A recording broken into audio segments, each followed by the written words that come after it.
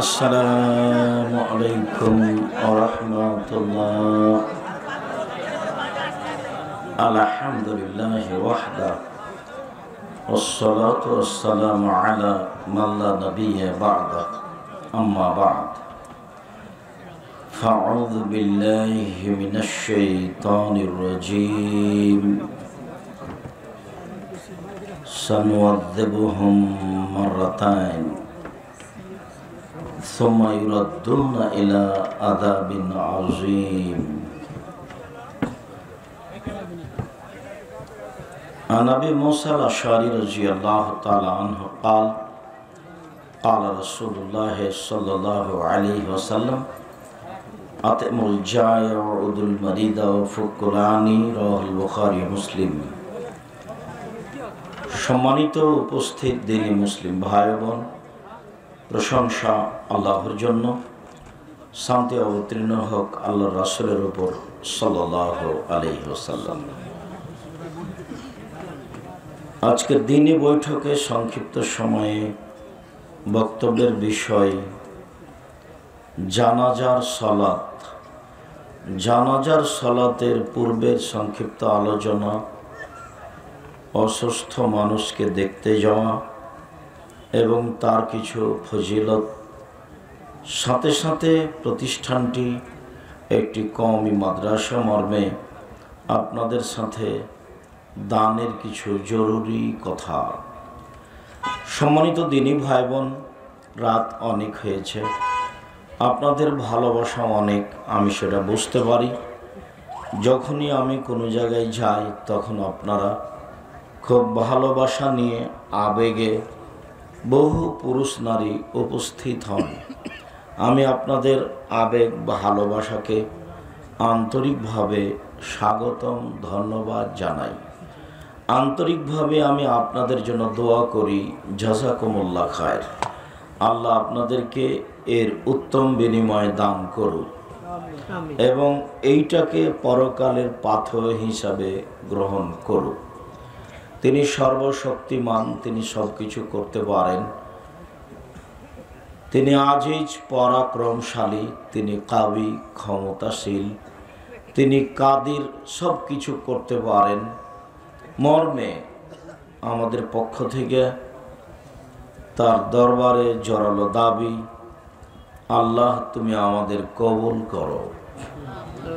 আমার দিনী ভাই বোন যারা রাস্তাঘাটে আছেন, বাইরে দাঁড়িয়ে আছেন, কিছুক্ষণের জন্য, অল্প সময়ের জন্য সামনে এসে বসে থেকে আলোচনা শোনার জন্য আমাদের পক্ষ থেকে আন্তরিকভাবে অনুরোধ রইল।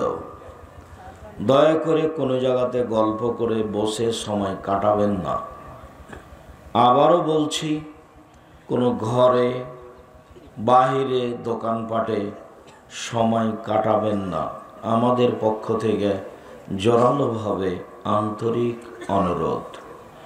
সম্মানিত দিনী ভাই বোন, আমি আপনাদেরকে নসিহাতে উপদেশে 4টা কথা বলেছি।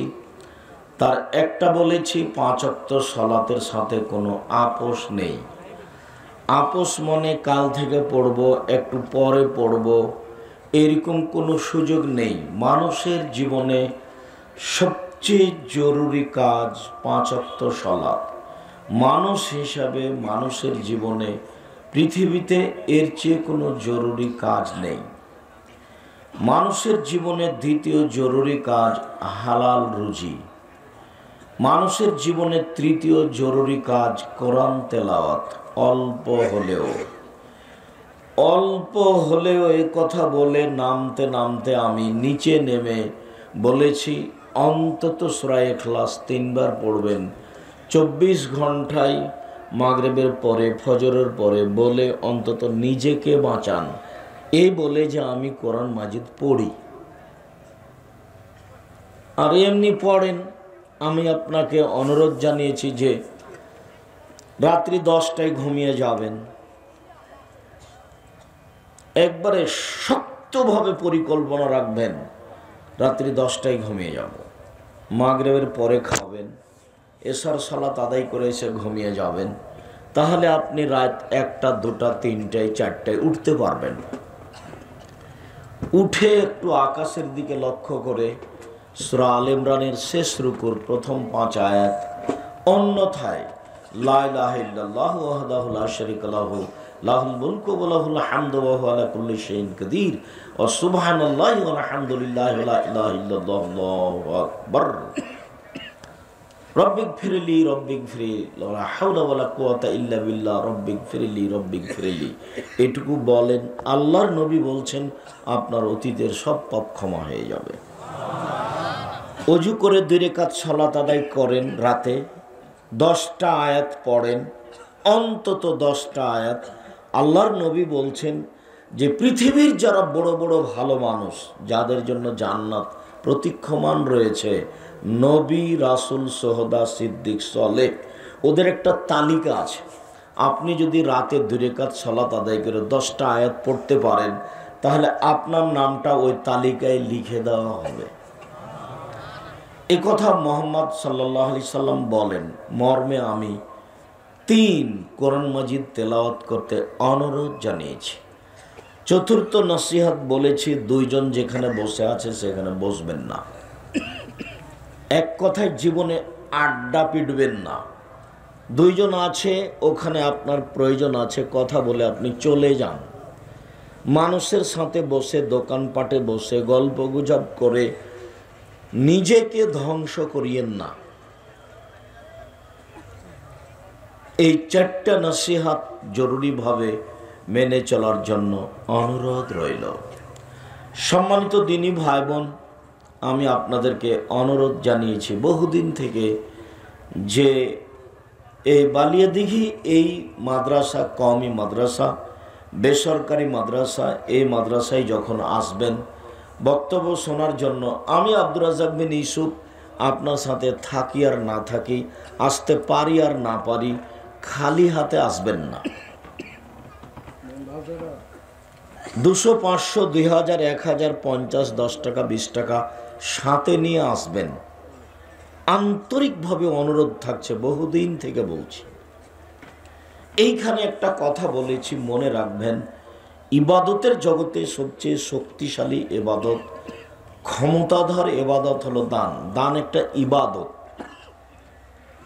সালাত আদায় করে জান্নাত পাওয়া যাবে, তবে জান্নাত কিনা যায় না। সিয়াম পালন করে জান্নাত পাওয়া যায়, জান্নাত কিনা যায় না। হজ করে জান্নাত পাওয়া যায়, কিন্তু জান্নাত কিনা যায় না। দান করেই জান্নাত কিনা যায়। আল্লাহ বলছেন, আমি মুমিন পুরুষ নারীর কাছে আমি জান ও মালের বিনিময়ে জান্নাত আমি বিক্রি করে দিলাম। আল্লাহ বলছেন যে আমি জান্নাত মুমিন পুরুষ নারীকে ওদের টাকা এবং ওদের মালের জানের বিনিময়ে আমি ওদের কাছে বেচে দিয়েছি, বিক্রি করে দিয়েছি। এই ভাষাটা আল্লাহ কোনো ইবাদতের সাথে উল্লেখ করেননি। আর যখন আল্লাহর নবীকে জিজ্ঞাসা করা হয়েছিল, আল্লাহর নবী, মানুষের জীবনে সবচেয়ে ভালো কাজ কোনটা, এটা একটা জিজ্ঞাসা। আইউল ইসলামে খায়রুন, মানুষের জীবনে সবচেয়ে ভালো কাজ কোনটা, এটা একটা জিজ্ঞাসা। তখন উত্তরে তিনি বললেন, তুতিমুত্তম, দুস্থ গরিব ফকির মিসকিনকে খেতে দেওয়া, এটা হলো মানুষের জীবনে সবচেয়ে ভালো কাজ। এইটা দিয়ে জান্নাত কিনা যায়, এইটা দিয়ে জান্নাত পাওয়া যায় এ কথা নয়। সালাত আদায় করে জান্নাত পাওয়া যায়, কিন্তু দুস্থ গরিব ফকির মিসকিনকে খেতে দিয়ে জান্নাত কিনা যায়। আমি কিনেই নিয়েছি, সহজেই স্বাভাবিকভাবে জান্নাত পাব। যার কারণে আল্লাহ তাআলা বলছেন, ওয়াসারিউ ইলা মাগফিরাতিন মির রাব্বিকুম ওয়া জান্নাতিন আরদুহাস সামাওয়াতু ওয়াল আরদ। পৃথিবীর মানুষ, তোমরা আল্লাহর ক্ষমার দিকে, তোমাদের প্রতিপালকের ক্ষমার দিকে দৌড়িয়ে যাও, দৌড়াও। কোথায় ক্ষমা আছে? আর জান্নাতের দিকে দৌড়াও, যার ব্যবধান আকাশ জমিনের ব্যবধান। উইদ্দাত লিল মুত্তাকিন, আর এটা তৈরি করা হয়েছে পরহেজগার মানুষের জন্য। পরহেজগার কে? আল্লাযীনা ইনফিকুনা ফিস সাররাই ওয়াদ দাররাই ওয়াল কাযিমিনাল গায়জ ওয়াল আফিনা আনিন নাস। যারা সচ্ছল অবস্থায় অসচ্ছল অবস্থায় দান করতে পারে, ওরাই পরহেজগার। যারা রাগকে দমন করতে পারে, রাগের প্রতিশোধ নেয় না। জামাই কিছু বলেছে, মনটা খারাপ হয়েছে, প্রতিপক্ষ দল কিছু বলেছে, মনটা খারাপ হয়েছে, ভাই কিছু বলেছে, মনটা খারাপ হয়েছে, বোনে কিছু বলেছে, মনটা খারাপ হয়েছে, রাগ রাগ উঠেছে। যে রাগের প্রতিশোধ নেয় না তার জন্য জান্নাত প্রস্তুত আছে।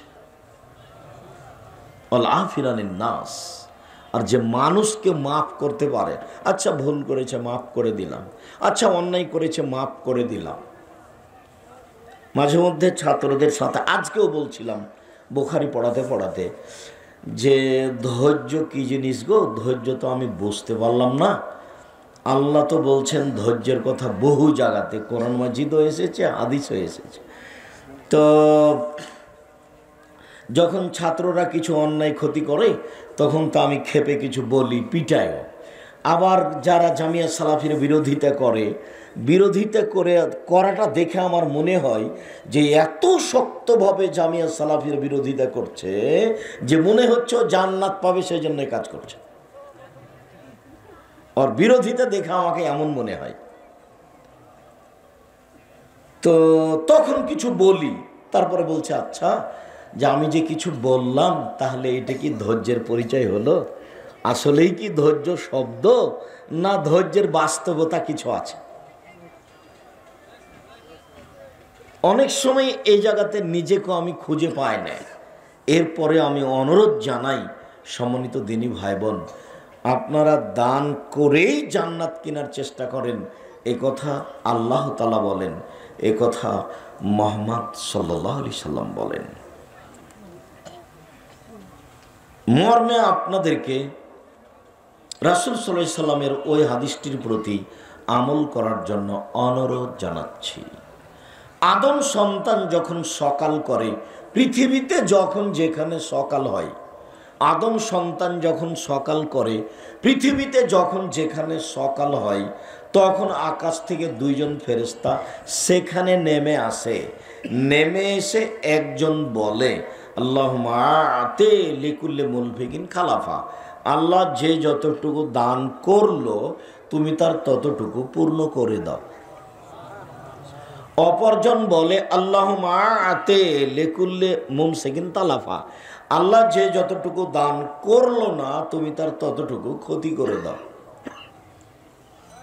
হাদিস তো বুখারী মুসলিম, আপনার কাছে এর কি বিচার আছে? হাদিস তো বুখারী মুসলিম, আপনার কাছে এর বিচার কি আছে? আবার বলি, একজন বলে আল্লাহ যে যতটুকু দান করলো তুমি তার ততটুকু পূর্ণ করে দাও, আর আরেকজন ফেরেশতা বলেন আল্লাহ যে যতটুকু দান করলো না তুমি তার ততটুকু ক্ষতি করে দাও।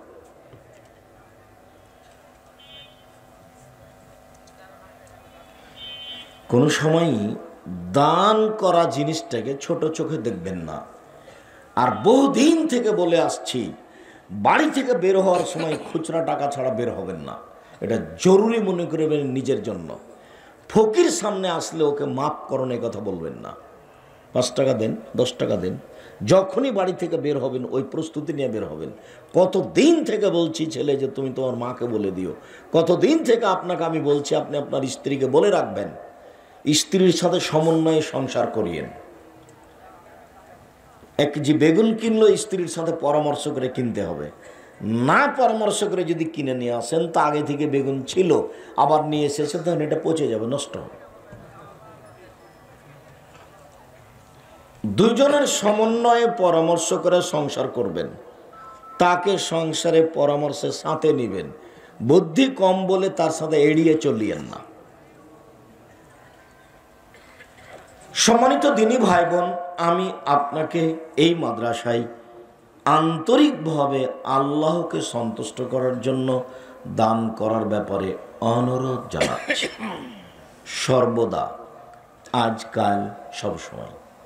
সাথে সাথে ছেলে মেয়ে পাঠিয়ে ছেলেটাকে প্রতিষ্ঠানটাকে যথাযথভাবে মূল্যায়ন করার চেষ্টা করবেন, আমাদের পক্ষ থেকে অনুরোধ থাকছে। সম্মানিত দিনী ভাই বোন, আল্লাহ তাআলা বলেন সানুআযিবুহুম মাররাতাইন, আমি মানুষকে কবরে বারবার শাস্তি দিব।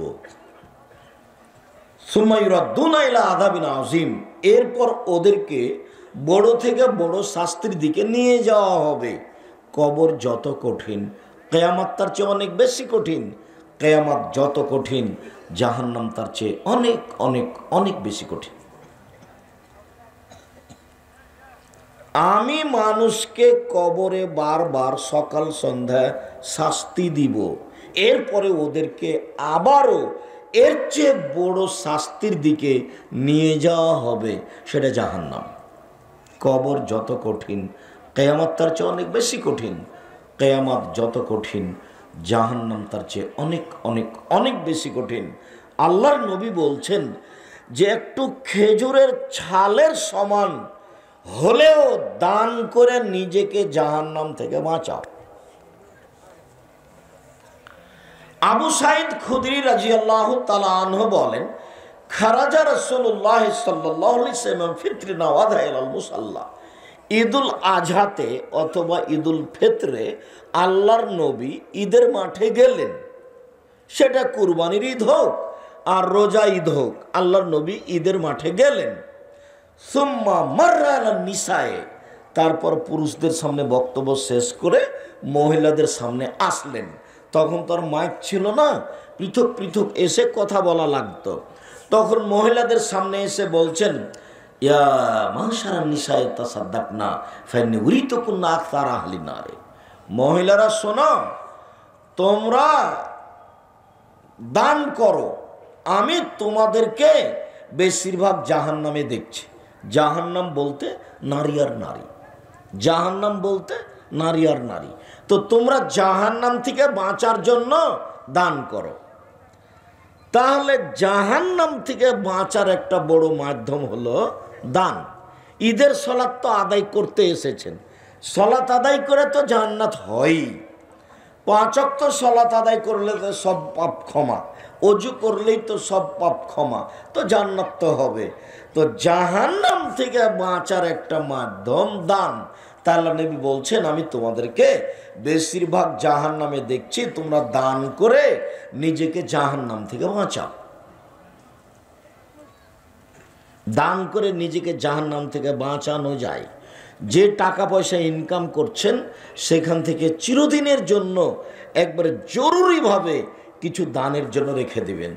অসহায় মানুষের উপরে মন খারাপ করবেন না। কেউ এসে বলছে যে রাস্তা খরচ হারিয়ে গেছে, মানুষের পকেট মেরে নিয়েছে, তাকে ধাক্কা দিয়ে ঝাঁকি মেরে গালি দিয়ে বের করে দিবেন না, অল্প কিছু দেন। অমাশাইলা ফালা তানহার। আল্লাহ বলছেন, ভিক্ষুককে তুমি ধমকায় বের করে দিও না। ভিক্ষুকের উপরে মন খারাপ হয়, এটা মানুষের স্বাভাবিক চরিত্র। দুপুরে খাওয়ার সময় এসে খেতে চাইলে মন খারাপ হয়ে যায়। বারবার বলছি টাকা নেই, তবুও চাচ্ছে, তখনও মন খারাপ হয়ে যায়। আল্লাহ বলছেন, ভিক্ষুক অসহায় মানুষের উপরে রাগ করে তাকে বিদায় করে দিও না।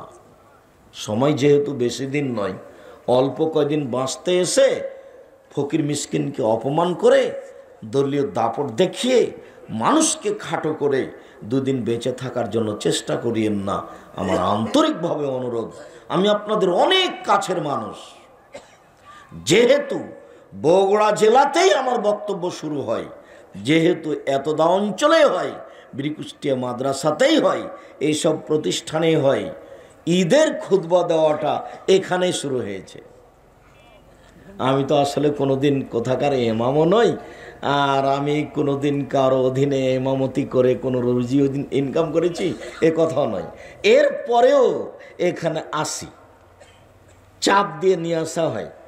তারা কোনোদিন ফিরিয়ে আমাকে পাঠিয়ে দিয়েছে টাকা ছাড়াই, এইটা আমার মনে পড়ে না। তবে আমি তার টাকার প্রয়োজন মনে করেছি, এটা আমার মনে পড়ে না। ঠিক। তা আমি এসেছি ঈদের দিনও চেষ্টা করেছি, বিশেষ করে এই বালিয়াদিঘির মুসল্লি দিনী ভাই বোন, আপনার সাথে আমার অনেক আন্তরিকতা। আমি চাচ্ছি নিজেও বাঁচেন, আমাকেও বাঁচানোর জন্য একটু আল্লাহকে বলেন। খুব সময় অল্প, দেখতে দেখতে এই যে দেখলাম আমি কখন আসছিলাম প্রথমে, এখন দেখি আসছি শেষে, মানে সময়ের শেষ।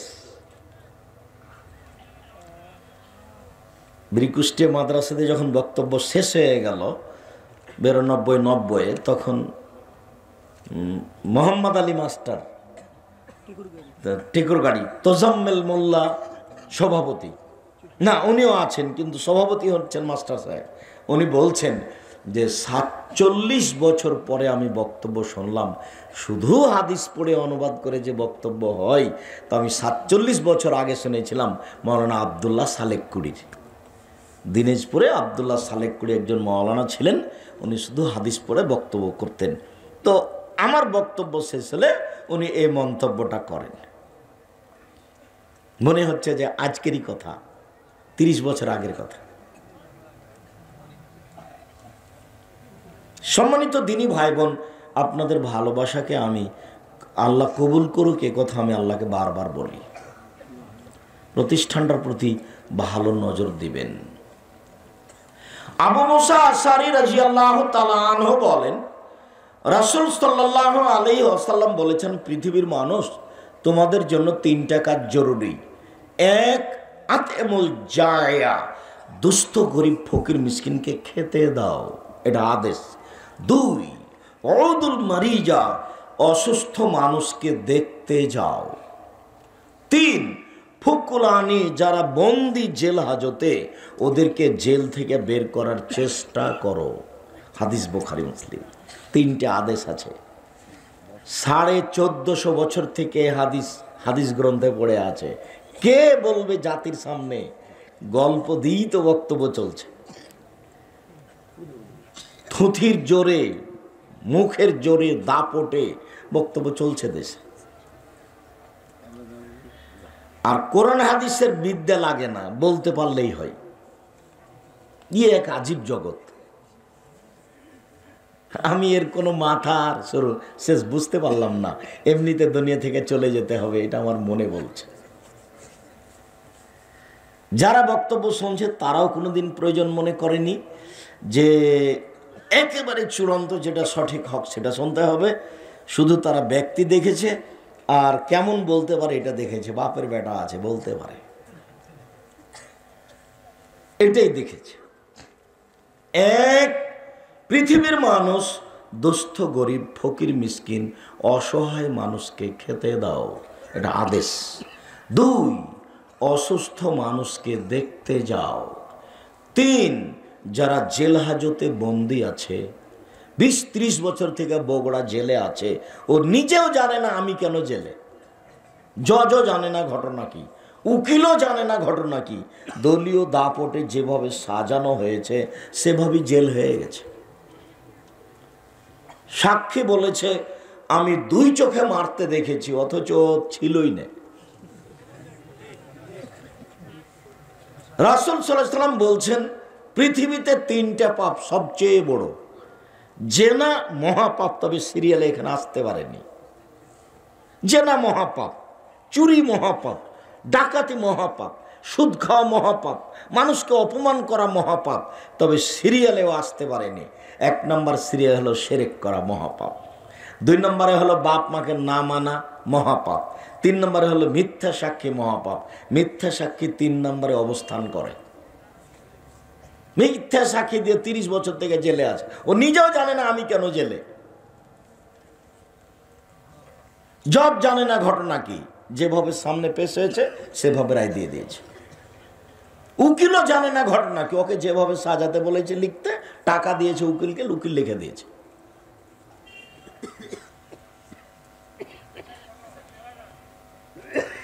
সম্মানিত দিনী ভাই বোন, আমি অনুরোধ জানাচ্ছি অসুস্থ মানুষকে দেখতে যাবেন। আর যারা জেল হাজতে আছে তাকে জেল হাজত থেকে বের করার চেষ্টা করবেন। 20 বছর থেকে লোকটা জেলে আছে, স্ত্রী জেল গেটের দরজায় আসে, লহর দরজার ওই পাশে থাকে, স্বামী এই পাশে থাকে, স্বামী স্ত্রী উভয়ে কান্নাকাটি করে, চোখের পানি পরস্পরে ঝরে, কিন্তু স্ত্রীর গায়ে মাথায় একটু হাত দেওয়ার কোনো পথ নেই। কোথায় চলে গেছে স্ত্রী, কোথায় ছেলে মেয়ে, হিসাব নিকাশ নেই, কোথায় বাড়ি কোথায় ঘর, সব বিলীন হয়ে গেছে, অথচ সুন্দরভাবে চলছিল একটা সংসার। তাআলা নবী বললেন পৃথিবীর মানুষ তোমরা বন্দী মানুষকে মুক্ত করার চেষ্টা করো। আবু হুরায়রা রাদিয়াল্লাহু তাআলা আনহু বলেন রাসূল সাল্লাল্লাহু আলাইহি ওয়াসাল্লাম বলেছেন, লিল মুমিন আলাল মুমিন সিত্তু খিসালিন, মুমিনের উপরে মুমিনের 6টা হক আছে। আমি আপনার কাছে পাই আর আপনি আমার কাছে পান, এটা পাও না।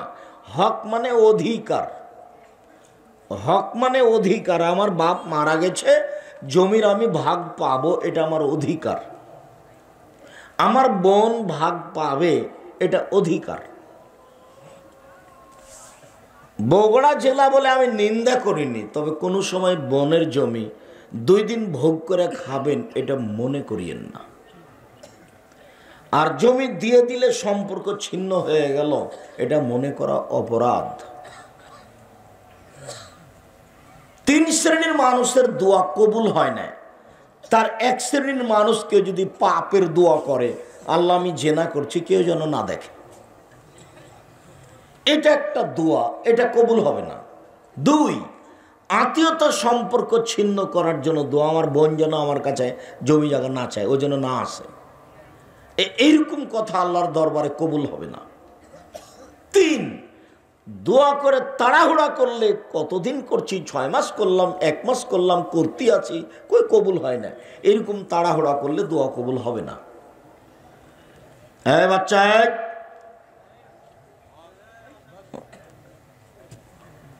কিছুক্ষণ নিজেরাও দয়া করে কোনো কাজ দেখায়েন না। 2 দিন থেকে আসছেন, সন্ধ্যা থেকে বসে আছেন, আমিও কষ্ট অনুভব করি।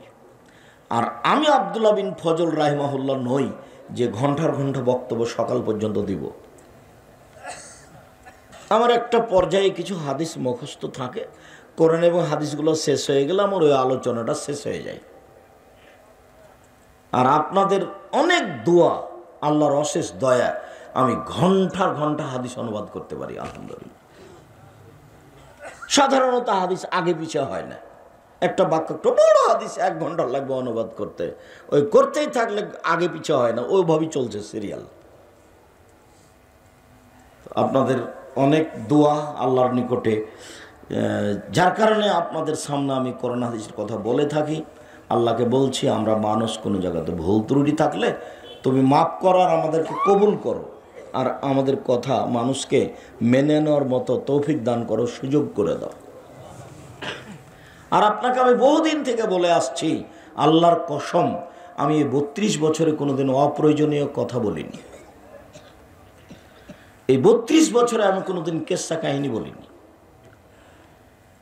যার কারণে আপনাকে আমি অনুরোধ করি যে কথাগুলি মেনে চলার চেষ্টা করবেন। আহল পরিবার, আপনি আপনার স্ত্রী 2জন মিলে সাজিয়ে গুছিয়ে সংসারটাকে সুন্দর করার চেষ্টা করবেন।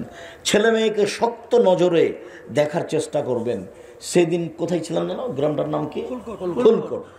সেদিন এক পর্যায়ে আমি একটা কথা বলছিলাম আমার দিনী বোনদেরকে লক্ষ্য করে, যে আপনার সংসারটা কেমন। দিনী বোনদের কথা বলতে গিয়ে আমি যখন বের হয়ে আসছিলাম, তখন দেখছি সব বড় বড় মহিলারা হাট বাজারে দাঁড়িয়ে আছে। আচ্ছা, আজকে জিনিস কিনতে হবে, এটা কথা হলো? আপনি মহিলা মানুষ, ওখানে আপনি কেন গেলেন, কেন আপনাকে হাট বাজার করতে হচ্ছে আজকে? তো এই কথাটাতে বলেছিলাম, জাবের রাদিয়াল্লাহু তাআলা একটা হাদিস বুখারী মুসলিমের, যে জাবের রাদিয়াল্লাহু তাআলা আনহু বলছেন যে আল্লাহর নবীর সাথে আমরা একবার যুদ্ধ করে আসছিলাম, মদিনায় ঢুকবো, এরকম সময় আল্লাহর নবী বলছেন, শোনো, সবাই এখানে থামো, বসো, এখানে রাতে থাকবো, সকালে আমরা বাড়িতে যাব। তো আমি জাবের বললাম, আল্লাহর নবী, আমি নতুন বিবাহ করেছি, আমাকে বাড়ি যেতে অনুমতি দেন।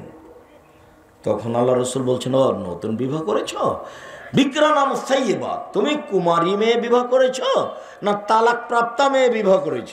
মানে ছিল যে দাবি একটা, আর আল্লাহ রসুল বলছেন আরেকটা। বলছে তুমি কুমারী মেয়ে বিবাহ করেছ না তালাক প্রাপ্তা মেয়ে বিবাহ করেছ? তো বলছে আল্লাহ রসুল, সাইয়্যিবা, আমি তালাক প্রাপ্তা মেয়ে বিবাহ করেছি। তার বিবাহ হয়েছিল, ওর স্বামী তাকে ছেড়ে দিয়েছে, আমি তাকে বিবাহ করেছি।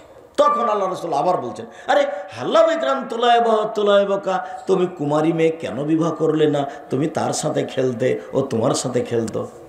আল্লাহ নবী নিজেই মোহাম্মদ সাল্লাল্লাহু আলাইহি সাল্লাম 13 জন স্ত্রীর 12 জনই হচ্ছে বিবাহিতা, একসাথে 11 জন, তার মধ্যে মাত্র 1 জনেরই কোথাও বিবাহ হয়নি, বাকি কারো 2 জন 2 জায়গায় 3 জায়গায় বিবাহ হয়েছে।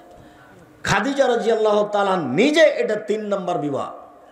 আগে 2টা স্বামী পার হয়ে গেছে, মুহাম্মদ সাল্লাল্লাহু আলাইহি ওয়াসাল্লাম হচ্ছেন তৃতীয় জন স্বামী। অথচ জান্নাত যাওয়ার ব্যাপারে পৃথিবীর ইতিহাসে বুখারী মুসলিমের হাদিস যেভাবে প্রমাণ করে, তাতে খাদিজার চেয়ে সম্মানী মানুষ মহিলা হিসেবে পৃথিবীতে কেউ নেই। মারিয়াম অনেক দামি, এরপরও খাদিজার পরে যেতে হবে। আসিয়া অনেক দামি, ফেরাউনের স্ত্রী, এরপরও খাদিজার পিছনে যেতে হবে। আয়েশা রাদিয়াল্লাহু তাআলা আনহা অনেক দামি, এরপরও খাদিজার পিছনে যেতে হবে। মারিয়াম দামি মানে কি? মারিয়াম অনেক দামি মহিলা। তার খালু জাকারিয়া মারিয়ামের ঘরে গেছেন, তো মারিয়ামের ঘরে দেখছেন অসময়ের ফল। তখন জিজ্ঞাসা করছেন খালুতে যে কি খবর মারিয়াম, এই সময়ে তোমার কাছে ফল মানে অসময়ের ফল? বলছে হাজা মিন ইন্দিল্লাহ, খালু এগুলো আল্লাহর পক্ষ থেকে। মানে মারিয়ামকে দুনিয়ার খাওয়া লাগে না, ওখান থেকে খাবার চলে আসে। তাহলে এই কোনো দামের হিসাব নিকাশ থাকলো কত উপরে। তো জাবের রাদিয়াল্লাহু আনহু বলছেন, তুমি কুমারী মেয়ে কেন বিবাহ করলে না? তুমি তার সাথে খেলতো, তোমার সাথে খেলতো। এখন জাবের যেটা উত্তর দিচ্ছেন সেটা জরুরি কথা। বলছেন, আল্লাহর নবী, আমার বাপ উহুদের যুদ্ধে শহীদ হয়েছেন 6 জন মেয়ে রেখে। আমার 6টা বোন আছে। আমার বোনদের বয়সের মেয়েকে আমি বিবাহ করতে চাইনি 4টা কারণে। আমার বোনদের বয়সের মেয়েকে আমি বিবাহ করতে চাইনি 4টা কারণে।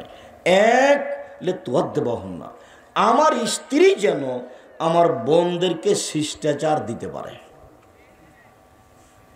মাথায় কাপড় না দিয়ে থাকা কি শিষ্টাচার?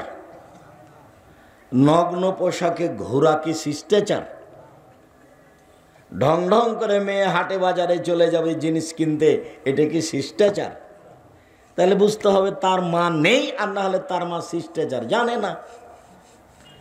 আমার বোনদেরকে যেন শিষ্টাচার শিখিয়ে দিতে পারে, এই জন্য তালাকপ্রাপ্তা মেয়েকে বিবাহ করেছি। 2, তুয়াল্লিমুহুন্না, আমার স্ত্রী যেন আমার বোনদেরকে বিদ্যা শিক্ষা দিতে পারে।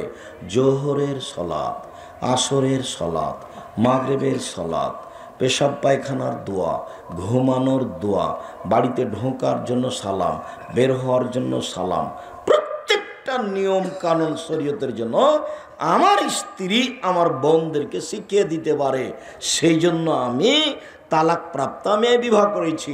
3, অতুরাজ্জালহুন্না, আমার স্ত্রী যেমন আমার বোনদের মাথার চুল চিরুনি করে দিতে পারে। 4, অতাকুমা আলাইহিন্না, আমার স্ত্রী যেন আমার বোনদের উপরে প্রস্তুত থাকতে পারে। আমার স্ত্রী আমার বোনদের জন্য পাহারাদার। আপনার স্ত্রী আপনার ছেলে মেয়ের জন্য কি? পাহারাদার। হাদিস বুখারী মুসলিম। আপনার কি বিবেচনা আছে এই হাদিসের সাথে? আপনার স্ত্রী আপনার মেয়েদের জন্য পাহারাদার, এই কথা আল্লাহ রাসূল বলছেন, এই কথা জাবের বলছেন। হাদিস বুখারী মুসলিম। উপস্থিত বৈঠকের মুসলিম বোন, কতদিন আপনাকে বললাম যে প্রসব করাতে পারলে মা হওয়া যায় না, পাহারাদারের নাম মা। যে শিষ্টাচার শিখাতে পারে সেই তো মা, বিদ্যা যে শিখাতে পারে সেই তো মা, যে মেয়েকে চুলের চিরুনি দিয়ে চুল আঁচড়ে পরিপাটি করে সাজগোজ করে রাখতে পারে সেই তো মা, যে সবসময় পাহারা দিতে পারে মেয়ের ওপরে সেই তো মা।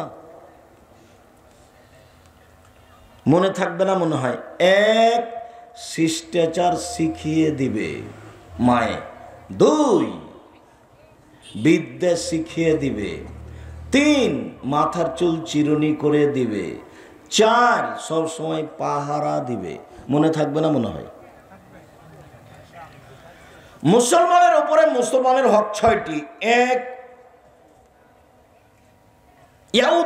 মারে যা, অসুস্থ হলে দেখতে যেতে হবে। আপনি এটা আমার কাছে পান। আল্লাহ আমার আপনার প্রতি দয়া করেছেন, সেটা ভিন্ন। কি দয়া করেছেন? আপনি যদি সকালে আমাকে দেখতে আসেন তাহলে সন্ধ্যা পর্যন্ত 70,000 ফেরেশতা আপনার জন্য ক্ষমা চাইবে। কিন্তু আপনি আমাকে দেখতে আসতে বাধ্য। এখন তো মানুষ দেখতে যায় বেটি অসুখ হলে, বৌমা অসুখ হলে, আত্মীয় স্বজন। এখন মানুষ দেখতে যায় দলীয় মানুষ অসুস্থ হলে। আর দলের বিরোধী কেউ যদি অসুস্থ হয়ে, ঠিক হয়েছে, ঠিক হয়েছে, ঠিক হয়েছে। এই জন্য দল সংগঠন করিয়েন না, অযথা দুনিয়াতে জাহান্নাম কেনার প্রয়োজন নেই। 5 ওয়াক্ত সলাতের কথা বলেছি আপনাকে আমি, আর হালাল রুজি উপার্জন করতে বলেছি, কোরআন তেলাওয়াত করতে বলেছি। আড্ডা পিটিয়েন না, মানুষের বিরুদ্ধে যেতে হবে না। মানুষের বিরুদ্ধে গিয়ে কোনো লাভ নেই। মানুষ যদি বিরোধিতা করে মানুষ কিছু করতে পারত, তাহলে জামিয়া সালাফিয়াকে মানুষ এভাবে এভাবে ফোং দিয়ে উড়িয়ে দিত, কিন্তু সেটা সম্ভব নয়। 26 বিঘা জমির উপরে জামিয়া সালাফিয়া ডাঙ্গিপাড়া অবস্থান করে।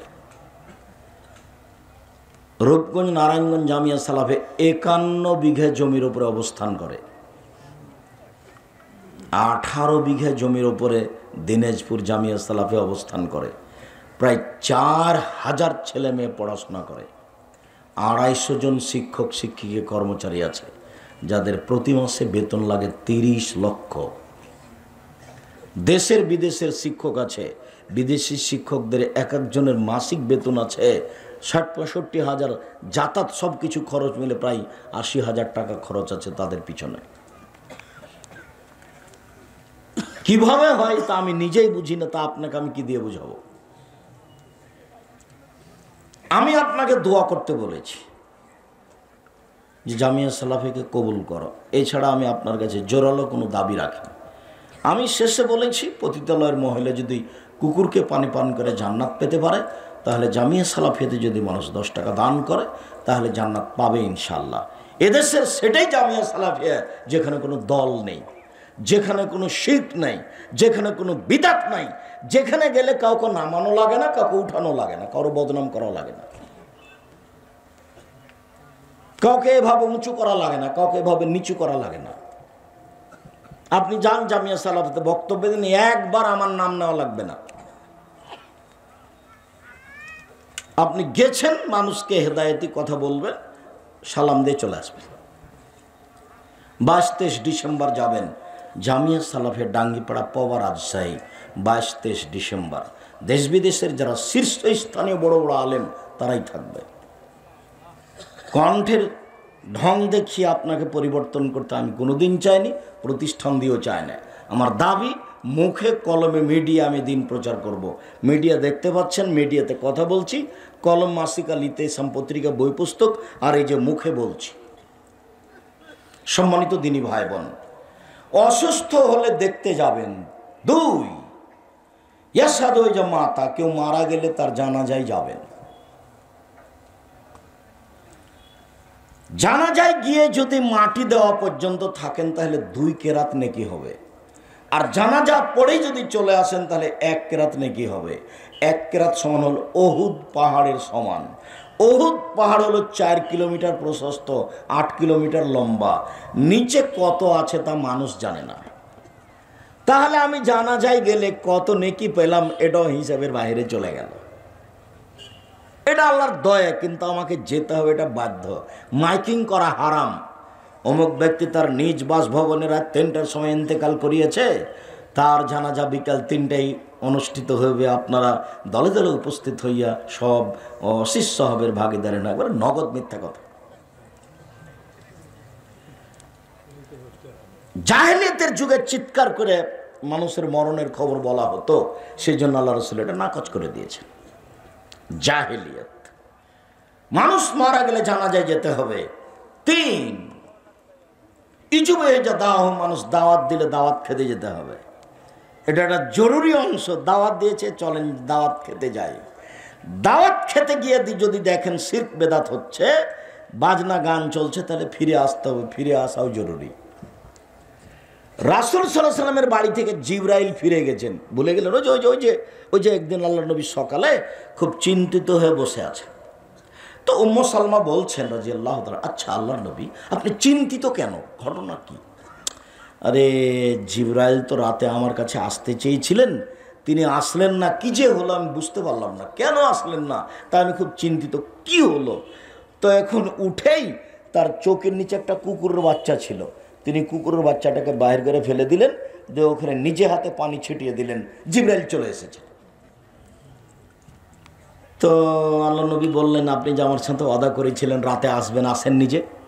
তখন জিবরাইল বলছে যে আমি এসেছিলাম, তো আমি এসে ঘুরে গেছি, আপনার চোখের নিচে কুকুরের বাচ্চা ছিল, সেই জন্য আমি ঘুরে চলে গেছি।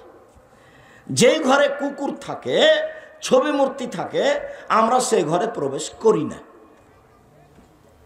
আর আপনি আপনার বাপের ছবিটাকে কত সুন্দর করে সাজিয়ে রেখেছেন, সুন্দর করে বেঁধেছেন। বাপের জন্য দোয়া করেন, একবার দোয়া জানেন?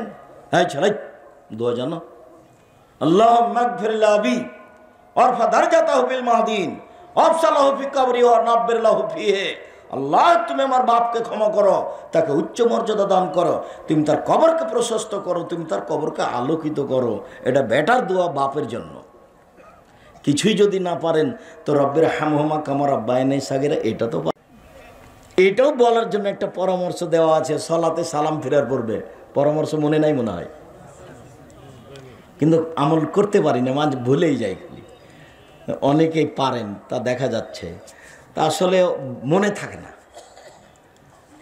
যার জন্য 2 রাকাত সালাত আদায় করে আবার বলেছি যে আল্লাহকে একটু বলেন আমার যেন এটা মনে থাকে। আমলের কিছু অংশ সবাই জানে, কিন্তু বাস্তবায়ন করতে পারে না। পেশাব করে উঠে এসে তো ওরে পেশাব করতে বসেছিলাম, দোয়া তো পড়িনি।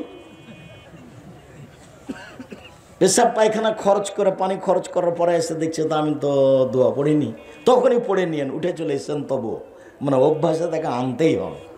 অভ্যাস, আদাত জরুরি। বিছানায় শুয়ে ঘুমিয়ে গেছেন, দোয়া পড়েননি, ছোট্ট দোয়াটা পড়ার জন্য অনুরোধ জানিয়েছে, ডান কাতে আল্লাহুম্মা বিসমিকা মুতাওয়াহিদ। আর অনেক বড়টা পড়তে বলেছি, আল্লাহুম্মা আসলামতু নাফসি ইলাইকা ওয়াজ্জাহাতু ওয়াজহি ইলাইকা ওয়া ফাওয়াজতু আমরি ইলাইকা ওয়ালজাতু জাহরি ইলাইকা রাগবাতু রাহবাতান ইলাইকা লা মালজা ওয়া লা মানজা মিনকা ইল্লা ইলাইকা আমানতু বিকিতাবিকা আল্লাযী আনজালতা ওয়া নাবিয়্যিকা আল্লাযী আরসালতা। বুখারী মুসলিম। এই দোয়া পড়ে আল্লাহ রাসূল নিয়মিত ডান কাতে ঘুমাতেন। আব্দুর রাজ্জাক সেটা লম্বা হয়ে গেল, তো কি করব? তো আয়াতুল কুরসি পড়েন। তাহলে এটাও বড়, কি করব? তাহলে সূরা বাকারার শেষ 2 আয়াত পড়েন, তো এটাও বড়। তাহলে ছোটতে ফিরে আসেন, আল্লাহুম্মা বিসমিকা মুতাওয়াহিদ, তোমার নামে মরছি, তোমার নামে জীবিত হব, তোমার নামে মারা যাচ্ছে, তোমার নামে জীবিত হব। ঘুম হলো মরণ, ঘুম হলো মরণ, এ কথা বলে শুইতে হবে। খুব খেয়াল করে থাকতে হবে। সম্মানিত দিনী ভাই বোন, দাওয়াত খেতে যেতে হবে, এটা জরুরি। দাওয়াত খেতে গিয়ে যদি দেখা যায় যে বিবাহের বাড়িতে খুব ছবি হচ্ছে, গীত গান চলছে, তাহলে ফিরে আসতে হবে। রাসূল সাল্লাল্লাহু আলাইহি ওয়াসাল্লাম ফিরে এসেছেন ফাতেমার বাড়ি থেকে, মেয়ের বাড়িতে গেছেন খেতে, দেখছেন এক জায়গাতে ছবি ছিল, নকশা করা চাদর ছিল, ফিরে চলে এসেছে। বাপ মুহাম্মদ সাল্লাল্লাহু আলাইহি ওয়াসাল্লাম বাড়ি থেকে ফিরে চলে এসেছেন। মুহাম্মদ সাল্লাল্লাহু আলাইহি ওয়াসাল্লামের বাড়ি থেকে জিবরাইল ফিরে গেছেন। উমর অমুসলিমদের বাড়িতে দাওয়াত খেতে যাননি। আর তোমাদের বাড়িতে দাওয়াত খেতে যাব না, আমাকে সম্মান দিয়ে দাওয়াত দিয়েছ বটে, তো তোমাদের ঘরে মূর্তি থাকে, এই জন্য আমি তোমাদের বাড়িতে দাওয়াত খেতে যাব না। কে বড় ক্ষতিগ্রস্ত বইটা আপনাকে আমি পড়তে বলেছিলাম, খুব মন কষাকষি করে দিন কাটান নাকি? তা আশা দেখে তো মনে হয় যে মন কষাকষি নেই, তো বই নাই কেন বাড়িতে? কিনেছিলাম, ওটা কে যে নিয়ে গেছে, আবার কিনবেন। কে বড় ক্ষতিগ্রস্ত, কে বড় লাভবান? আদর্শ পরিবার, আদর্শ নারী, বক্তা শ্রোতার পরিচয়, তাফসীর কি মিথ্যা হতে পারে? মরণ একদিন আসবে, উপদেশ সালাতের উপরে, হজ, তারপর পোশাক, এগুলো তো আমি আমার জন্য লিখলাম না, আপনার জন্য। মুকসিদুল মুমিন বই কেন কিনে রেখেছেন?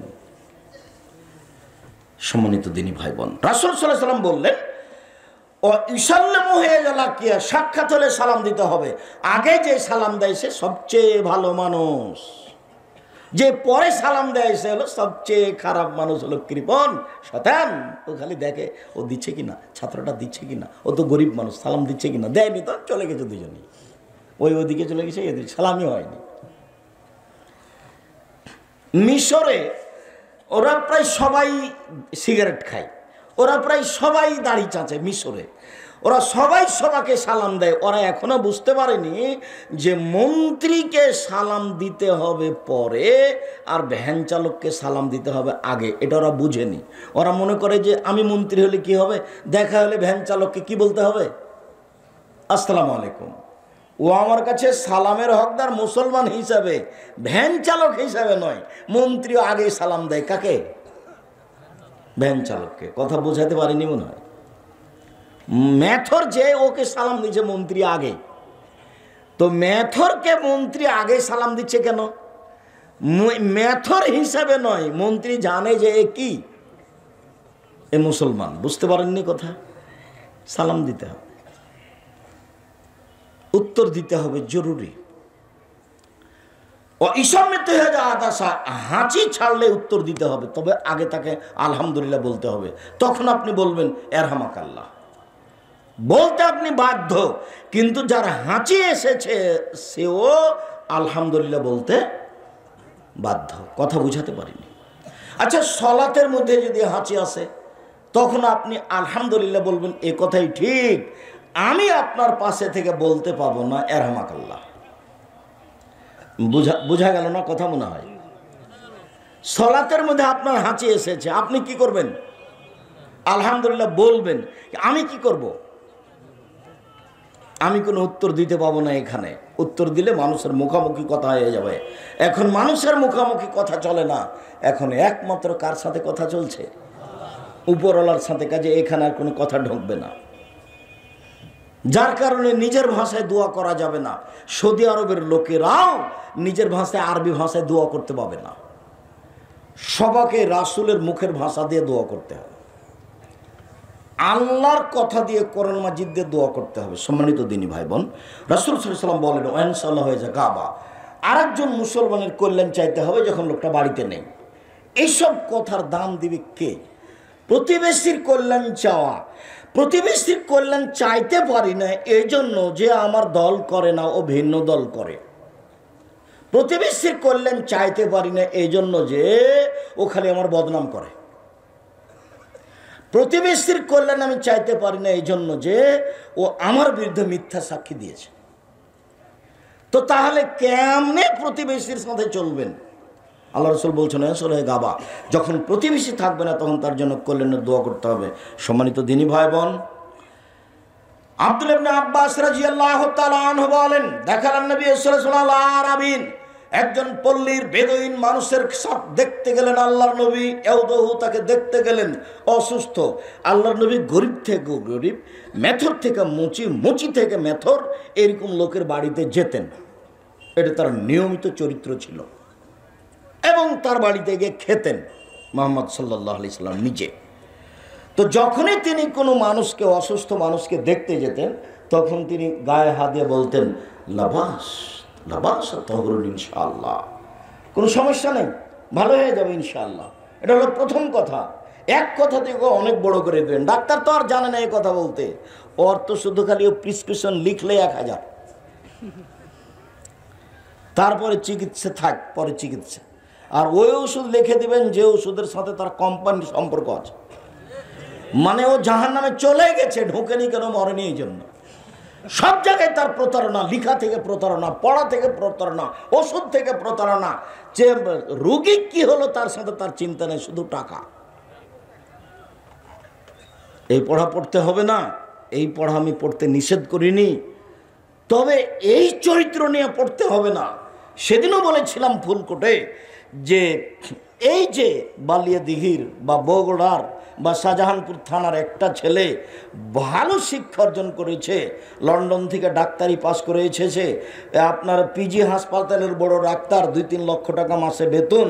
বাপের বাড়ি বেড়াতে এসেছে, ডাক্তার সাহেব গাড়ি থেকে নামলেন, দাড়ি চাঁচা আছে, গলায় টাই আছে, প্যান্টটা টাকনোর নিচে আছে, হাতে সিগারেট আছে। তারপরে বৌমা গাড়ি থেকে নামলো, খালি হালকা হালকা কাপড় আছে। একটু পরে নাতনি গাড়ি থেকে নামলো, গায়ে কাপড় নেই। দেখা গেল গাড়ির পিছন দিকে কুকুর আছে। তো সব মিলে আপনি কি বুঝলেন?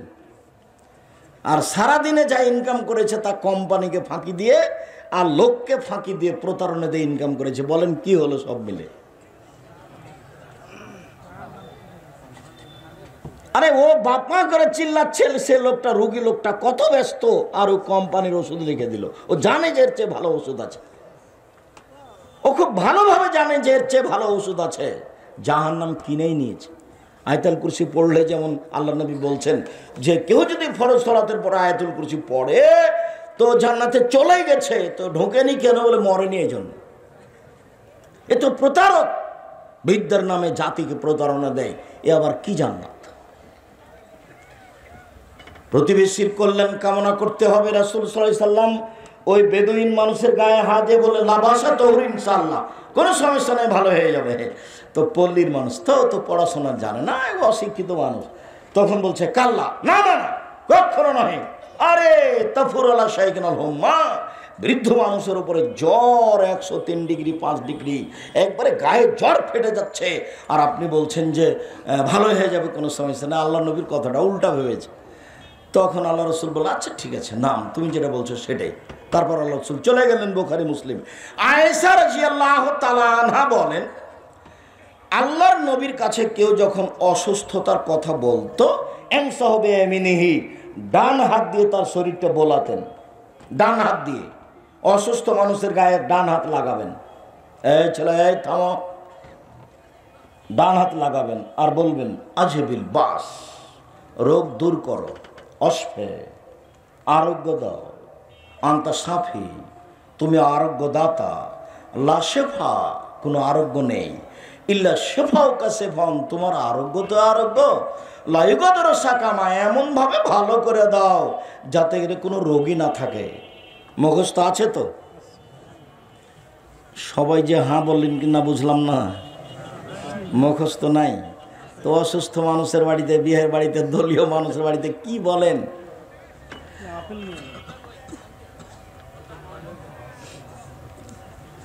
আয়েশা রাদিয়াল্লাহু তাআলা আনহা বলেন, যখনই কোনো মানুষ অসুস্থতার কথা বলতো আল্লাহ রাসূল বেইসবাহি, আল্লাহ রাসূল আঙ্গুল দিয়ে তার শরীরটা বোলাতেন আর বলতেন বিসমিল্লাহি তুরবাতু আরজিনা, আল্লাহর নামে আমাদের জমিনের মাধ্যমে, বেরিকাতে বাজেনা, আমাদের কারো থুথুর মাধ্যমে, লাইশফা শাকিমোনা, আমাদের অসুস্থ ব্যক্তিকে আরোগ্য দেওয়া হোক, বেইজিনে রব্বেনা, আমাদের প্রতিপালকের অনুমতিতে। এই দোয়া পড়তেন। এটাও জানা নাই, আগেরটাও জানা নাই, এটাও জানি না। এবার আয়েশা রাদিয়াল্লাহু তাআলা আনহা বলেন, এবার জানা আছে। আয়েশা রাদিয়াল্লাহু তাআলা আনহা বলেন, আল্লাহর নবী যখন অসুস্থ হতেন তখন নিজের হাতটা নিজের গায়ে বোলাতেন, নিজের হাতটা নিজের গায়ে বোলাতেন। ও একরবিল মুআব্বেজাতাইনে, ফালাকার নাস পড়তেন। এবার জানি ফালাকার নাস, অসুস্থ মানুষের গায়ে হাত বোলাবেন আর ফালাকার নাস বোলাবেন আর ফোঁক দিবেন, আর ফালাকার নাস পড়বেন। দুইটা পড়ে একসাথে ফোঁক দেন, আর নাহলে একটা পড়ে ফোঁক দেন, আবার আর একটা পড়ে ফোঁক দিবেন, ফালাকার নাস। আয়েশা রাদিয়াল্লাহু তাআলা আনহা বলেন, আল্লাহর নবী ওই অসুস্থ হলেন যে অসুস্থ দুনিয়া থেকে বিদায় নিলেন, তখন আমি তার গায়ে ফালাক নাস পড়ে ফোঁক দিছিলাম, তবে আমার হাতটা এভাবে গায়ের উপরে বোলাইনি, আমি তার হাতটাকে তার গায়ের উপরে বোলাচ্ছিলাম। কেন? আমি মনে করছিলাম আমি আয়েশা, আমার হাত চেয়ে রাসূলের হাতটা বেশি দামি। কথা বুঝানো গেল না মনে হয়? বুঝা গেল মনে হয় স্যার? বুঝা যায়নি? মানে আয়েশা ফোঁক দিচ্ছেন রাসূলের গায়ে ফালাক নাস পড়ে, কিন্তু নিজের হাতটা গায়ে বোলাচ্ছে না নবীর গায়ে, রাসূলের হাতটা রাসূলের গায়ে বোলাচ্ছে। বুঝা গেল না মনে হয়? আপনি তার এখন আল্লাহ রাসূলের হাত পাবেন, আপনি নিজের হাত নিজে বোলাবেন তার গায়ে, আর ফালাকার নাস পড়বেন। আয়েশা রাদিয়াল্লাহু তাআলা আনহা বলেন, পরিবারে যে কোনো মানুষ অসুস্থ হলে গায়ে হাত বলিয়ে ফালাক নাস পড়ে পড়ে ফোঁক দিতেন। উসমান ইবনে আস রাদিয়াল্লাহু তাআলা আনহু বলেন, আমি আল্লাহ রাসূলের কাছে খুব অভিযোগ করলাম, আমার শরীরে খুব ব্যথা, প্রচণ্ড ব্যথা আমার শরীরে। তখন আল্লাহ রাসূল বলছেন, শোনো শোনো শোনো, এই শোনো, তুমি তোমার যেখানে ব্যথা সেখানে হাতটা রাখো, এভাবে হাতটা রাখো, রেখে বলো বিসমিল্লাহ বিসমিল্লাহ বিসমিল্লাহ 3 বার। এরপরে 7 বার বলো আউযু বিইজ্জাতিল্লাহি ওয়া কুদরাতিহি, আল্লাহর মর্যাদা দিয়ে, আল্লাহর ক্ষমতা দিয়ে এই ব্যথা থেকে আমি আশ্রয় চাচ্ছি। মিন শাররি মা আজিদু ওয়াহাদের, আমি যে কষ্ট পাচ্ছি সেটা থেকে, আর আমি যে আশঙ্কা করছি রোগ বেড়ে যেতে পারে সেটা থেকে। এ বলো তুমি 7 বার, বিসমিল্লাহ বলো 3 বার, আর এটা বলো 7 বার আউযু বিইজ্জাতিল্লাহি ওয়া কুদরাতিহি মিন শাররি মা আজিদু ওয়াহাদের, 7 বার বলো। সাহাবী বলছেন আমি বললাম, তারপর আমি করলাম, তারপর দেখি ব্যথা নেই, চলে গেছে। আবু মুসা আশআরী রাদিয়াল্লাহু তাআলা আনহু বলেন যে আল্লাহর নবী বললেন আমার শরীর খুব ব্যথা, অসুস্থ।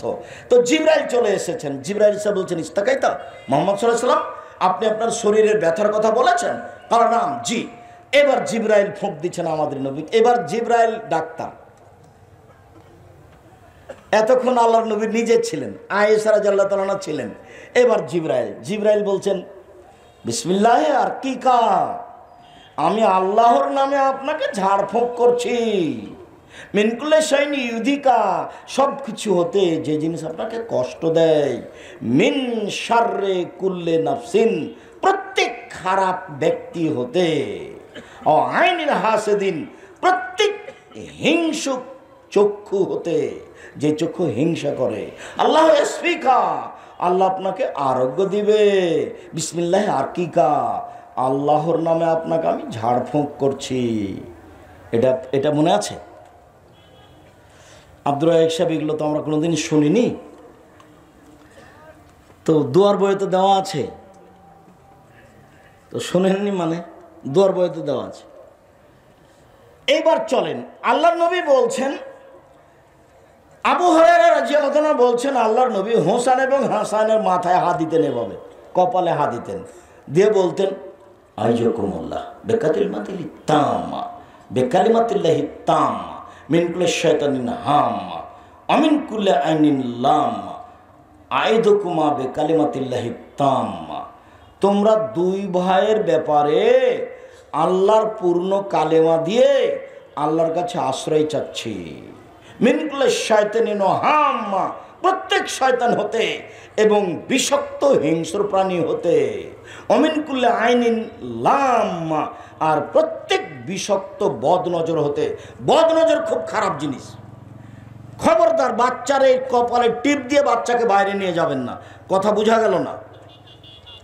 টিপ দিয়ে বাচ্চাকে বাইরে নিয়ে যাবেন না, বাচ্চাকে সাজগোজ করে বাইরে নিয়ে যাবেন না, সন্ধ্যার সময় বাচ্চাকে ছাদের উপরে নিয়ে যাবেন না, সন্ধ্যার সময় বাচ্চাকে উঠানে আগুনে নিয়ে যাবেন না, বাড়ির চত্বর বাইরে নিয়ে যাবেন না।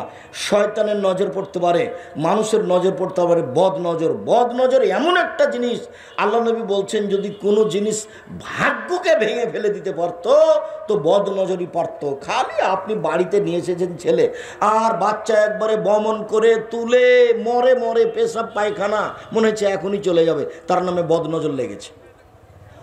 বদনজর কি জিনিস জানেন? 1 মিনিট, এই ছেলে, আপনারা স্বামী স্ত্রী বাড়িতে বসে আছেন, আপনার স্ত্রী আপনাকে বলছে শোনো, দেখছো মুরগির বাচ্চাগুলো কত সুন্দর সুন্দর হয়ে উঠেছে, তা আপনাকে দেখতে ডাকলো, তা আপনিও দেখলেন, স্বামী স্ত্রীর বাচ্চাগুলি দেখলেন। এবার আপনি জোহরের সালাত আদায় করতে গেছেন, এসে আপনার স্ত্রী বলছে আরে শুনেছ চিল এসে না 2-3টা বাচ্চা ধরে নিয়ে চলে গেল। দেখবেন সন্ধ্যা হতে হতে 10টা ছিল, 5টাই নাই, তার নাম বদনজর।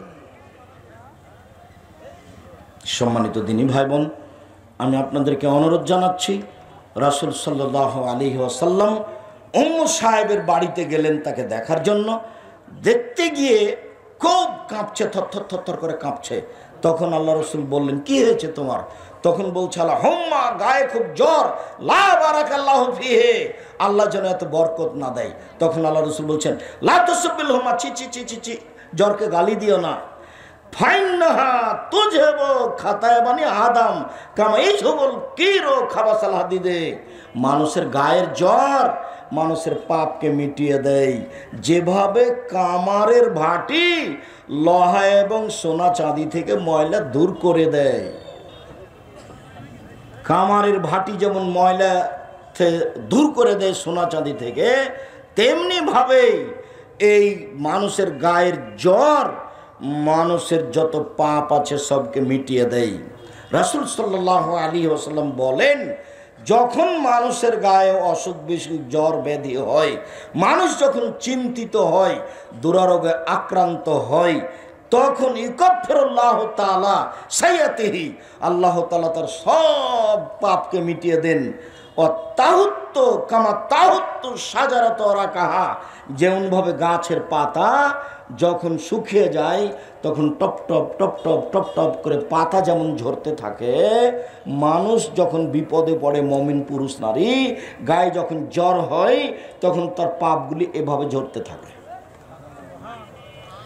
আয়েশা রাদিয়াল্লাহু তাআলা আনহা বলেন যে রাসূলের গায়ে প্রচন্ড জ্বর ব্যথা দেখার পূর্ব পর্যন্ত আমি ভাবতাম যে মানুষ পাপ করলে মানুষের অসুখ বিসুখ হয় বেশি, কিন্তু রাসূল কি পাপ করলেন, তার গায়ে এত জ্বর, আমার উরু রানের উপরে তিনি বসে শুয়ে আছেন, তিনি বলছেন মাতা রাসূলুল্লাহ সাল্লাল্লাহু আলাইহি ওয়াসাল্লাম বাইনা হাকেনাতি ও জাকেনাতি, আল্লাহর নবী দুনিয়া থেকে চলে গেছেন, আমার চিবুক এবং বুকের মাঝে থেকে আমার কোলে ছিলেন, আমার থুতনির সাথে মাথা লেগেছিল, চিবুক এবং বুকের মাঝে থেকে তিনি দুনিয়া থেকে চলে গেছেন।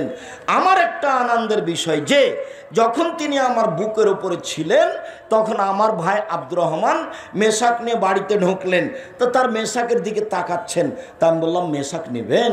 তখন একটু ইশারা করে বললেন হ্যাঁ, আমি একটা মেশাকের ব্যবস্থা করে আমি নিচে দাঁতে চাবিয়ে আল্লাহ রসুলকে দিলাম। আল্লাহ রসুল মেশাকটা দাঁতে ঘষতে লাগলেন। আমি খুব খুশি হলাম এই জন্য যে আমার থুথু রাসূলের থুথুর সাথে মিশে গেল জীবনের শেষকালে, আমার থুথু রাসূলের থুথুর সাথে মিশে গেল শেষকালে। আমি আল্লাহ রসুলের কাছে দিকে তাকিয়ে আছি, আমার কোলের উপরে আছে, সামনে একটা বাটি আছে, বাটিতে পানি আছে, তিনি বারবার বাটিতে হাত দিচ্ছেন, দিয়ে পানিতে হাতটা ভিজে নিয়ে মুখের এভাবে বোলাচ্ছেন, মানে গায়ের জ্বর একটু কমানোর চেষ্টা করছেন। শেষবারের মতো তিনি হাতটা বাটিতে ঢুকিয়ে নিয়ে আসতে চাইলেন মুখের দিকে, কিন্তু এভাবে আস্তে আস্তে আস্তে আস্তে মুখ পর্যন্ত আসলো না। হাতটা যখন নিচে পড়ে গেল তখন তিনি বললেন আল্লাহুম্মা গফিরলি ওয়ারহামনি ওয়ালহিকনি বিরফিকিল আলা, আল্লাহ তুমি আমাকে ক্ষমা করো, আমার প্রতি দয়া করো, উপরে যারা সম্মানী নবী রাসূল সালেহ সিদ্দিক সোহদা ওদের সাথে আমাকে মিলিয়ে দাও। এই কথা শেষ, দুনিয়া থেকে শেষ। সম্মানিত দিনী ভাই বোন, আমরা আলোচনার শেষের দিকে এসে আপনার কাছে জরুরি কয়েকটি কথা, যে কথাটি প্রথমে বলেছিলাম, দান সবাই করেছেন এই কথা আমি জানছি। আপনার বসে থাকার উপরে আমি খুবই খুশি, আপনাকে আমি অন্তর থেকে ভালোবাসি, খুব বেশি ভালোবাসি। বালিয়াদিঘির এলাকার লোক, গ্রামের লোক, বড় পাথারের লোক হিসেবে আরও ভালোবাসি। আমার বক্তৃতার জন্মের এলাকার লোক, সেই জন্য আপনাদেরকে আরও ভালোবাসি। আমি এই ভালোবাসার খাতিরে দু তিনটা কথা বলছি। তার একটা কথা হলো এই যে খালি হাতে কেউ যাবেন না 10 টাকা 50 টাকা 200 টাকা না দিয়ে। আর 22-23 ডিসেম্বর সম্মেলন রাজশাহীতে, আর 3রা ফেব্রুয়ারি সম্মেলন দিনাজপুরে, আর 2-3 মার্চ সম্মেলন রূপগঞ্জ, নারায়ণগঞ্জ, ঢাকায়। মর্মে সকল দিনী ভাই বোনকে এই মাদ্রাসায় সম্ভবপর 10 টাকা 50 টাকা 200 টাকা বৈঠকি দান, বৈঠকি দান থেকে কেউ ফিরে যাবেন না। সেটা যেটুকু পকেটে করে নিয়ে যাচ্ছিলেন সেখান থেকে 20 টাকা 50 টাকা হোক। ও আর বই আছে, মাসিকা লিতেশন পত্রিকা আছে, ওটা আমি ভুলে গেছিলাম, আব্দুল্লাহ লিখা মিন্নাতুল বাড়ি বই আছে, সব বইগুলি আছে। মনটাকে কোনো সময় খালি নিয়ে যান। আর বৈঠকি দান কেউ চলে যাবেন না। আমি আপনাদের জন্য আন্তরিকভাবে দোয়া করি। আল্লাহুম্মা সাল্লি আলাইহি আল্লাহুম্মা বারিক আলাইহি, বারাকাল্লাহ। যে যতটুকু দান করছে করলো, আল্লাহ তুমি তাদেরকে সেটুকু পূর্ণ করে দাও। ওই সামনেও থাকবেন যারা পয়সা উঠাচ্ছেন, আর ডান দিকে বাম দিকে, সামনে তো মিডিয়া ভর্তি হয়ে আছে, ডান দিকে বাম দিকে এসে 20 টাকা 50 টাকা 200 টাকা আমি আপনাদের জন্য দোয়া করছি, বইগুলি নেবেন আর সহযোগিতা করে যাবেন। আল্লাহুম্মা সাল্লি আলাইহি আল্লাহুম্মা বারিক আলাইহি, বারাকাল্লাহু লাকা ওয়া আলাইকা, আল্লাহুম্মা বারিক আল্লাহুম্মা বারিক, বারাকাল্লাহু আলাইকা। আল্লাহ আপনাদের অর্থ সম্পদে, জমি জায়গায়, ব্যবসা বাণিজ্যে বরকত দান করুক। রাসূল সাল্লাল্লাহু আলাইহি ওয়াসাল্লাম বলেছেন, আল্লাহ বলেছেন, যারা কিছু দান করে তুমি তাদের জন্য দোয়া করে দিও। সাকানুল্লাহম, তোমার দোয়াটা তাদের জন্য কল্যাণকর নিরাপত্তার কারণ হয়ে যাবে। সেই সুন্নাতের অনুসরণ করো। তো আমরা আপনাদের জন্য আন্তরিকভাবে দোয়া করছি। আল্লাহ আপনাদের অর্থ সম্পদে বরকত দান করুক, আপনাদের রুজিতে বরকত দান করুক, আপনাদের অর্থ সম্পদ ব্যবসা বাণিজ্যে আল্লাহ নিরাপত্তা দান করুক। আল্লাহুম্মা সাল্লি আলাইহি, আল্লাহুম্মা বারিক আলাইহি। কেউ খালি হাতে যাবেন না। নিজের কাছে টাকা না থাকলে কারো কাছে 10-50টা নিয়ে প্রতিষ্ঠানে দিয়ে যাবেন। চেয়ারে বসে নামাজ হবে কি না? নামাজ হবে, তবে চেয়ারে বসে বসার প্রমাণ করা যায় না। এখন একটা প্রথা হয়ে গেছে। আমরা চেষ্টা করছি শরীরের গতি অনুযায়ী পড়বেন, না পড়লে বসে পড়তে পারেন, তবে চেয়ারে বসে পড়া প্রমাণ করা যায় না। চেয়ারে বসে পড়লে সালাত হয়ে যাবে। আল্লাহুম্মা সাল্লি আলাইহি, আল্লাহুম্মা বারিক আলাইহি, বারাকাল্লাহু ফি আহলিকা ওয়া মালিকা। যে বইগুলি সম্ভবত স্টেজের কোন দিকে আছে জানি না, সবাই ডান পাশে আছে, সবাই নিয়ে যাবেন। নইলে আপনাদের ডান দিকে আর আমার বাম দিকে মাসিক আল ইতিসাম পত্রিকা ছেড়ে কেউ যাবেন না।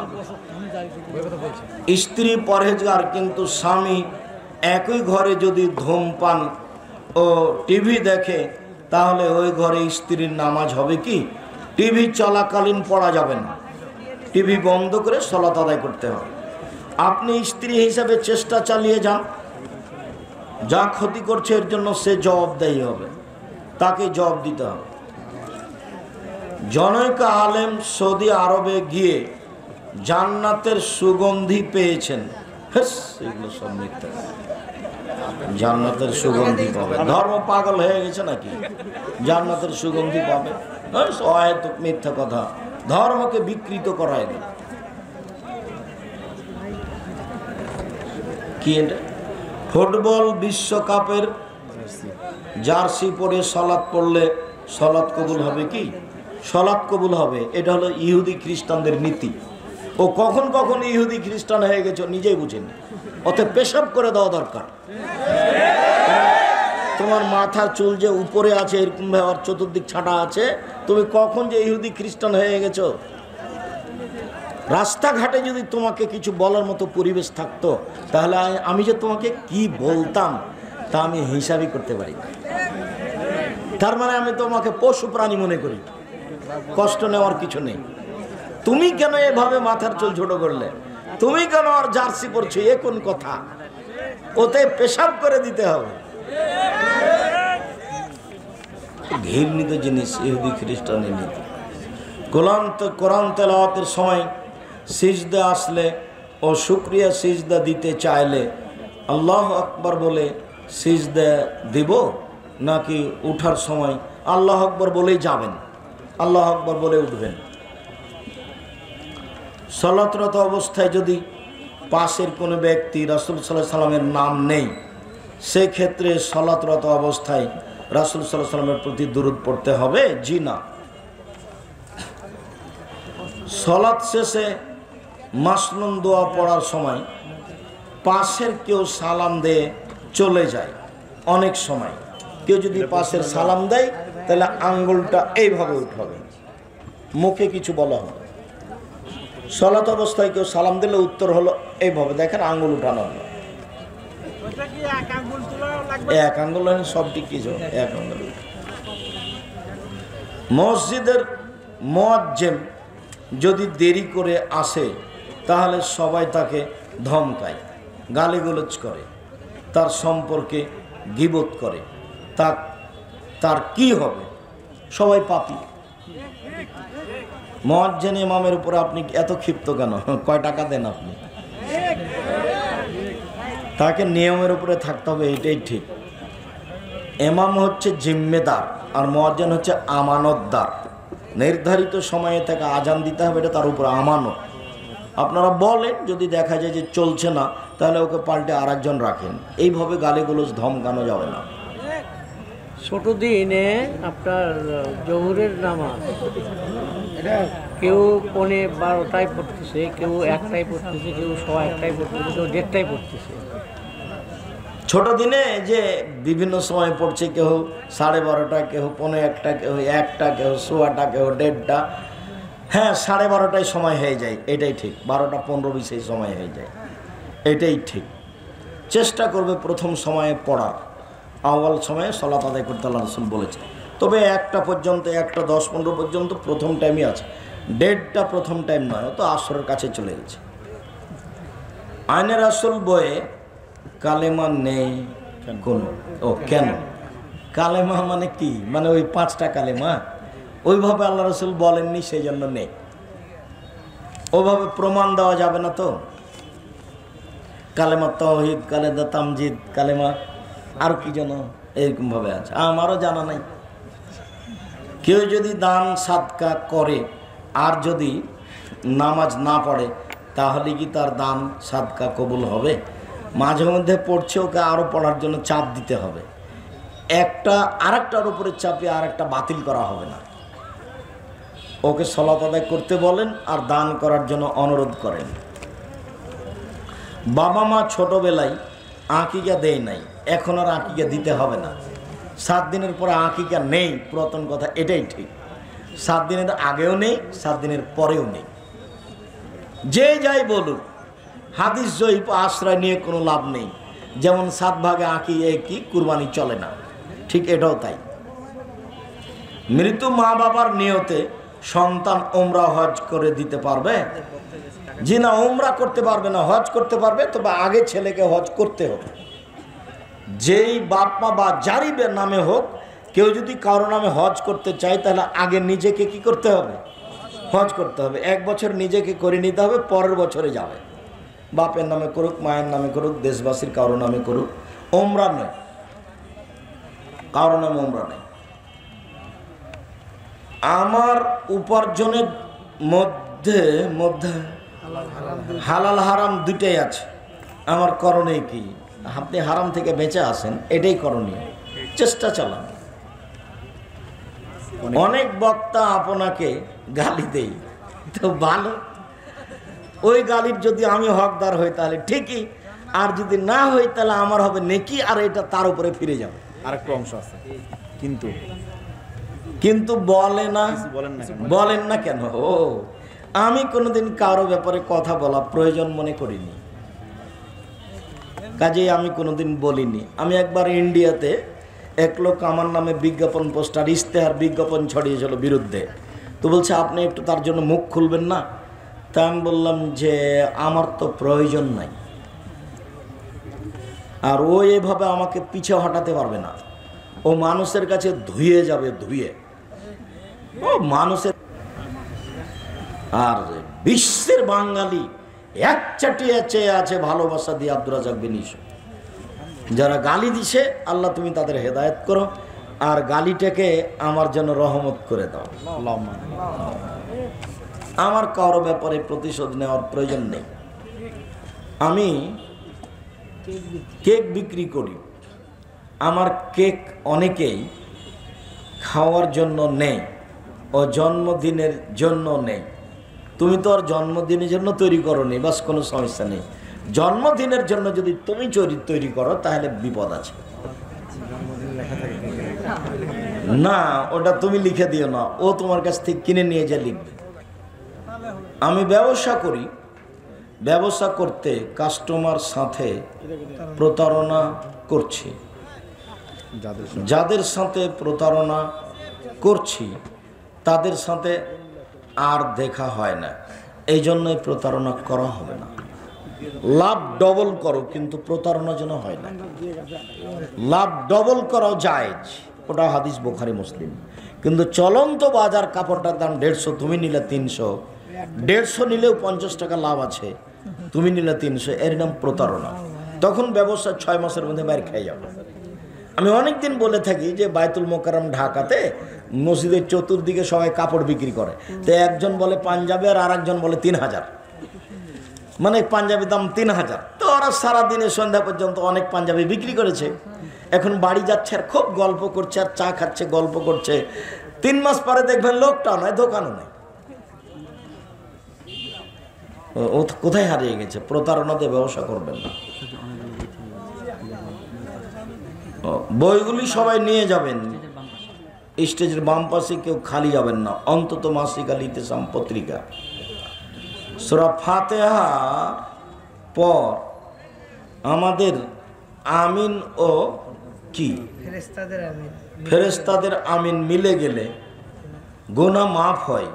প্রশ্ন হচ্ছে এ ফেরেশতারা কোথায় থাকে, কোন স্থানে থাকে, এইটা আপনার জানার দরকার। আপনার পাশে আছে, ও কি আপনার আকৃতিতে আছে?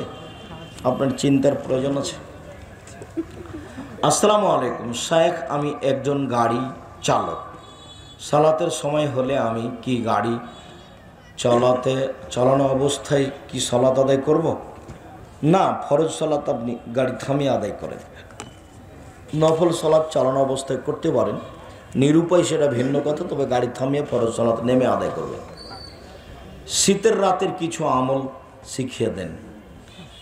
শীতের রাতের কিছু আমল কি শিখাবো?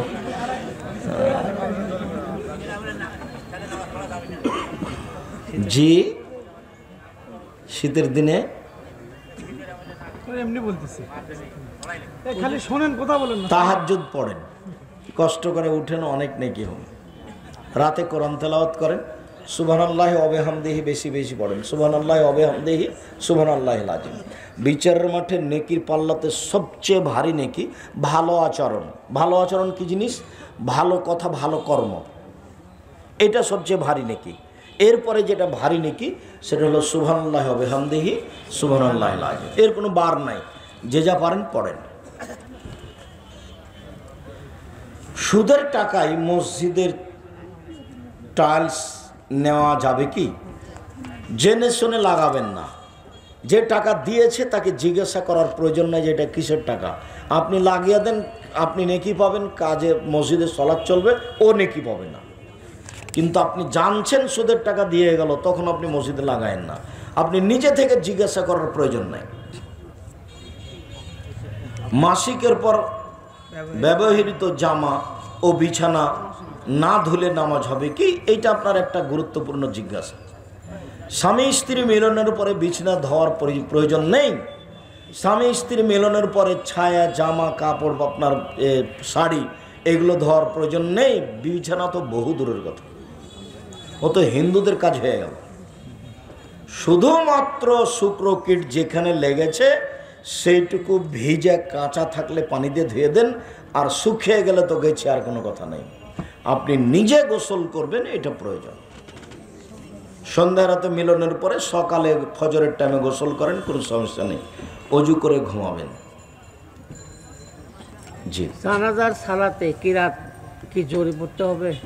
জানাজার সালাতে কেরাত জোরে আসতে দুটাই ঠিক, জোরে আসতে দুটাই ঠিক, তবে জোরের চেয়ে ধীরে হাদিসের সংখ্যা বেশি। কুরবানির গোশত কি 7 ভাগে ভাগ দেওয়া যায়? এটা নতুন কথা। কেন 7 ভাগ করবেন? ভাগ নেই, ফকির মিসকিনকে দিবেন আর নিজে খেয়ে নেবেন। দিচ্ছে এটা ছাত্র খুবই রিকোয়েস্ট করছে, আমার জন্য দোয়া করবেন। আমার মনে বড় স্বাদ বিদ্যা অর্জন করে জাতিকে সঠিক পথে আনবো ইনশাল্লাহ। আল্লাহ তোমার উদ্দেশ্য কবুল করুক। খুব বেশি পড়তে হবে, জীবন বাজি রেখে রাত দিন পড়া ছাড়া কোনো ভালো পথ পাওয়া সহজ নয়। বক্তা বক্তৃতা দিচ্ছে মিথ্যা, আমি শুনতেছি, আমি কি করব? আপনি পরে পরামর্শ দিয়েন।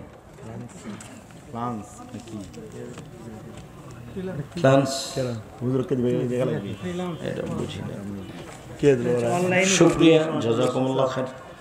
আপনারা দিনী ভাই বোন দূর দূরান্ত থেকে আমাদের বালিয়াদিঘি কওমি মাদ্রাসার জালসায় উপস্থিত হয়েছেন, আপনাদের আমরা আন্তরিকভাবে শুকরিয়া আদায় করি। আপনাদের ভালোবাসাকে আমি আবারও স্বাগতম জানাই। আল্লাহ আপনাদের কবুল করুক।